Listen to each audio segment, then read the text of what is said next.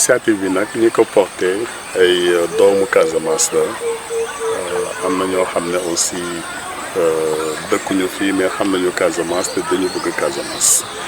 alors ñooñu donc ñoo toog ñu ne ah waaw mais parc bi moom depuis 93 doxatul xam nañu lu tax doxatul il y avait une attaque à l'époque du MFDC et que depuis lors les parquets ont été transférés fii à Oussou ak le commandant léegi ki fa nekk léegi mooy commandant Mandiang donc loolu moo waral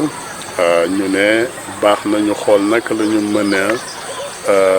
ubbee parc bi mais parc bi mënuñu ko ubbi tant que aussi gouvernement bi d'accordul parce que damay fàttali ne mooy deuxième parc national benn bi sax c'était pas vraiment un parc national mais ça l'est devenu mooy parc Niokolo Koba. donc amoon na solo pour que ñu xalaat nag la ñu ubbee parc bi donc xalaat boobu moo andi initiative bi moo andi ñu mobiliser wu pour gis beaucoup d'acteurs pour ne pas dire tous les acteurs waxtaan ak ñoom sensibiliser leen ci li nga xam ne dafa am solo pour parc bi pour que ñu ubbi parc bi loolu moo andi benn ñu ñaan état bi mu ubbi parc bi réunion bi ñuy def le 10 bii di ñëw loolu moo ko wundu c'est-à-dire naka la ñuy mënee présenter ay documents yu am solo bu ko defee ñu def wax état bi ñun kat yaakaar nañu ne léegi nag jot na ñu ubbi parc bi parce que 93 bokkul ak 2021 et mentalité yi changé na loolu moo andi tamit ñu jël suñu tànk ndox dem seeti buur yi nekk ci dëkk bi yëpp muy ki ñi nekk fii à Oussouye à Essaout à Sibélé fale Moulomb wala à Kagnout parce que ñooñu ñooy buur yi nga xam ne pour le moment intronisé nañu leen am na si buur yoo xam ne amatul léegi bi ñu fa jógee ñu dem seeti waa église bi jàngu bi waxtaan nañu ak ñi nga xam ne ñëpp ñoom ñooy responsable maanaam curé jàngu yi nekk fii bi nekk fii à Këru Nat bi nekk fële yuutu ak bu nekk fële Jàkkeen Joola ñooñu tam dem nañ gis leen dem nañu gis aussi seen patron maanaam gis nañu aussi fii tam curé bi nekk fii Oussouye dem nañu tamit gis archevêque évêque bi monseigneur Mamba ñooñu tamit ñu waxtaan ak ñoom ci wàllu jàngu bi tamit dem nañu gis les églises évangéliques waxtaan ak ñoom bi ñu paree ñu dem gis ñi nga xam ne ñoom ñooy évidemment suñu mbokk musulman yi gis nañu imam bi nekk fii Oussouye gis nañu tam imam bi nekk fële à Djirek bu loolu weesoo dem nañu université Assane Seck de Ziguinchor parce que xam nga tamit parc bi dafa ànd ak élément gëstu et étudiants yi wala ñi di préparer seen thèse wala ñi nekk postdoc parc bi daf leen intéressé loolu moo tax ñu gisoon tamit ñi nga xam ne ñoo nekk département sociologie département de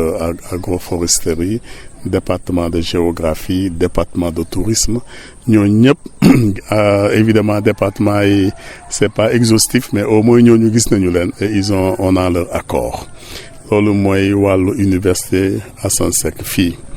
bi ñu weesoo Assane Seck ñu dem seet aussi université Gaston Berger où invité nañ fa également un certain nombre de collègues noonu la ñu def aussi à l'UCAD sans compter ñi nga xam ne ce sont des chercheurs indépendants wala ñu nekk même ay chercheurs yu nekk ci biir université yi ñoom tam gis nañu leen pour seen xarañ ci wàllu parc seen xarañ ci wàllu ut xaalis seen xarañ ci wàllu planification et cetera et cetera loolu mooy côté boobu léegi nag après dem nañu gis chef de village yëpp ñoo xam ne tamit waxtaan nañu ak ñoom chef de village yi sax parc bi c'est des 6 villages mais dem nañu ba mu weesu 6 villages yi parce que c'est am na solo aussi que ñeneen ñi nga xam ne xaw nañu jege parc bi aussi que ñu boole leen ci donc gis nañu daal ñoom ñëpp waxtaan ak ñoom également gis nañu les collectivités locales donc maires yi ñoom ñëpp gis nañu leen waxtaan nañu ak ñoom pour que ñu wax ñu seen xalaat évidemment gis nañu les éco-gardes yoo xam ne tamit dañu amoon solo ci dispositif bi et c'était important ñu convoquer leen xam naa ñoom bokk nañ sax ñu gën a torox entre guillemets ci liggéey bi parce que ñoom dañ ci amoon liggéey doon daan seen doole ñoom tamit gis nañu leen waxtaan ak ñoom et puis vraiment je pense que ñi may citer nii ñëpp li ñu wax mooy ñun kat d'accord nañu ci initiative bi am na koo xam ne mënuñu ko fàtte parce que aussi bokk na ci problème yi mooy waa MFDC ñoom tam dem nañu gis leen waxtaan ak ñoom yónni ay émissaires ñu waxtaan ak ñoom boo am naa yaakaar bu baax ne dinañu ñëw bokk ci waxtaan bi parce que damay fàttali ne lu ñu bëgg mooy am plateforme bu large boo xam ne nit ñi dinañu ñëw bu ñu ñëwee ñu mën a wax état bi ñii ñëpp kat ñëwoon nañu ci réunion bi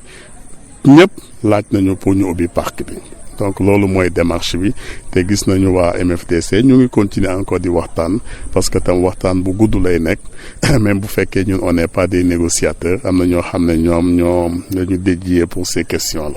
là ñoo gis nañu tamit un certain nombre d'autorités militaires ñëw nañu waxtaan fii ak le colonel du PC 51 bu nekk fii auparavant gisoon nañu même le responsable de la gendarmerie notamment Jean-Baptiste avant que muy changer waxtaan nañu ak moom qui nous avait donné tout son accord et toute sa bénédiction ci loolu aussi gis nañu évidemment les autorités administratives bon bu fekkee avant may continuer d'ailleurs je rappelle gis nañu l'autorité militaire ici mais aussi gis nañu la gendarmerie ici avec le commandant Nunez qui dirige cette brigade là et gis nañu sax waa BMS yoo xam ne wax ak ñoom aussi sans compter maintenant après ñu dem gis ñi nga xam ne ñoom ñoo nekk fii au niveau des autorités administratives waxtaan nañu ak gouverneur était très enthousiaste bi ñu ko waxee dafa ne Abdou considérer que ne yow li ngeen di def nii ñun suñu yëf la aussi et que tu as le soutien total de l'exécutif régional loolu gouverneur moo ko wax waxoon sax day jël téléphone am pour que trouver ma benn rendez-vous auprès du ministre pour dire vraiment naka la xarañee woon aussi ci affaire bi naka la engagé woon ci affaire bi liggéey boobu tam la ñu def auprès du préfet tam gis nañu ko waxtaan ak moom ñu ngi continuer di waxtaan ak moom d'accord na sax en relation ak gouverneur ñëw présider suñu réunion bi le samedi bien évidemment ndeyu mbili bi aussi fàttewuñu ko mooy les agents de parc gis nañu donc le commandant Mandian ak équipe am avec qui on travaille depuis lors ndeysaan ñoom tamit ñu ngi ci liggéey bi ñu jugee ci parc bi fii national de Basse-Casamance dem nañu Ndakaaru wax ak tamit seeni ay patron parce que ñoom biñ leen njëkkee gis dañu wax ne nañu dem waxtaan ak seen patron parce que parc bi bi ñu njëkkatee yëkkati idée boobu conservateur bi fi nekkoon dem na xam mënuñu wax ndax loolu moo tax mu dem mais mujj na dem te dañuy njoxtu ne loolu bokk na ci lu tax mu dem donc ñu dem seeti direction nationale des parcs daje waxtaan ak le conseiller spécial du directeur plus tard le directeur adjoint lui-même m'a appelé rien que démb sa woowaat na ma di ñu encourager et même a dit que dinañu yónni benn délégation donc ñooñu aussi mooy waa parc bi après nag mu am ay nit ñoo xam ne ay compétents la ñu ci seen taxawaay ci dëkk bi wala ci seen taxawaay ci wàllu parc wala seen taxawaay ci li nga xam ne am na solo pour financer parc ñoo ñëpp gis nañu leen de sorte que tey bu ñuy compter presque mat nañu 100 ñi nga xam ne ñoom la ñu invité en présentiel évidemment fàttewuñu les gens de la presse gis nañu évidemment Kabissa et puis on a aussi vu d'autres gens de la presse qu'on a invités et qui normalement samedi dinañu ñëw parce que presse bi tamit c'est quelque chose qui est très très important ci li nga xam ne ñu ngi nekk di ko def ci gàttal daal disons que ñooñu ñooy ñi nga xam ne gis nañu leen te du ay gisu kii mais gis physique jël suñu tànk dox dem seeti leen waxtaan ak ñoom wax leen seen avis ñu wax ñu ndax d'accord nañu wala d'accorduñu c'est ça la démarche inclusive bi nga xam ne def nañu ko qui a permis aujourd'hui xëñ na am na ñu fàtte parce que toujours fàtte day am mais ça c'est juste la première réunion et que on viendra bien évidemment defaat beneen réunion pour xam naa xoolaat ñeneen ñuy impliqué